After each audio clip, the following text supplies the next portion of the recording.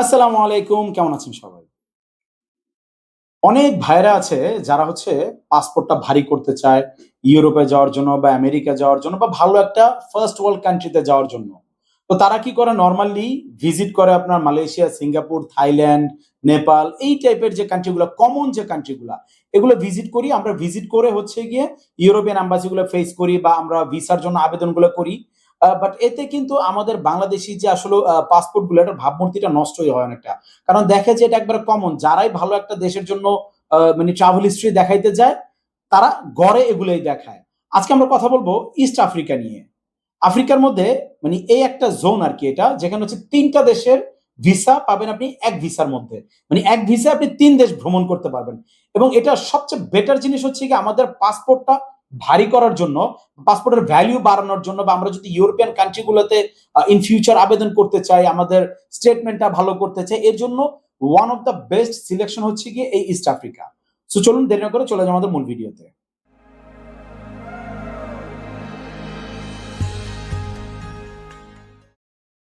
East Africa হচ্ছে গিয়ে আপনার কেনিয়া, রুয়ান্ডা আর উগান্ডা এই ৩ টা দেশ মিলিয়ে। সো এই ৩ দেশ কিন্তু একদম পাশাপাশি আফ্রিকার, এবং এটা যাওয়াটাও মনে করেন খুব সহজ। প্লেন ভাড়াটাও অত একটা বেশি না।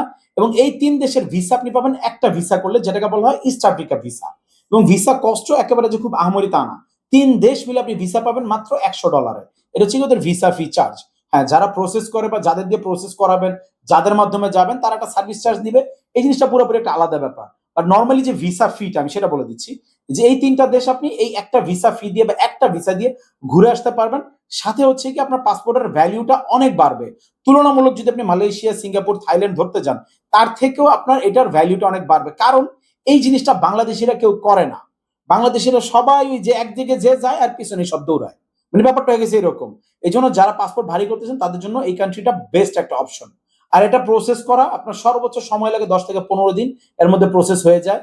আপনার ফাইলটা যদি ঠিক থাকে, আপনার কাগজপত্র যদি আপনি ঠিকঠাক করে জমা দিতে পারেন। কারণ আমরা নরমালি যা করি আমাদের বেশিরভাগগুলো আপনার সাকসেস হয়। রিজেকশন এর সংখ্যা ইস্ট আফ্রিকাতে খুবই কম তুলনামূলক। সো আপনি প্রপার ভাবে যদি আপনার ফাইলটা রেডি করতে পারেন যে আপনি কি করেন, আপনার ডকুমেন্টেশন এর উপরে যদি একটু ভালো করে ফোকাস করেন, বা যারা আপনার ফাইলটা প্রসেস করে দিবে, যারা আবেদন করবে, তারা যদি প্রপার ভাবে আপনার ফাইলগুলো ডকুমেন্টস গুলো যদি সাবমিট করতে পারে, আপনার ভিসা হওয়ার চান্সেস অনেক অনেক বেশি। এবং এখানে আপনার যেতে আসতে আপনার অন্যান্য দেশের তুলনায় যে আপনি ৩ টা দেশ ঘুরে আসলে যে খরচটা হবে সেই তুলনায় প্রায় সিমিলার। হয়তো প্লেন ভাড়াটা একটু বেশি লাগে, বাট সিমিলার। সো আপনাদের অনেক ভাই ব্রাদার আছে, অনেক বন্ধু-বান্ধব আছে যারা হচ্ছে পাসপোর্টটা ভারী করতেছে বা বিদেশ যাবে। এজন্য পাসপোর্টটাকে একটু ইয়ে করতে চাচ্ছে, মানে ভারী করতে চাচ্ছে। তাদের জন্য এই জিনিসটা হতে পারে আপনাদের একটা বেস্ট অপশন। সো ভিডিওটা শেয়ার করতে পারেন তাদের সাথে, হয়তো আপনার একটা শেয়ার সে উপকৃত হবে।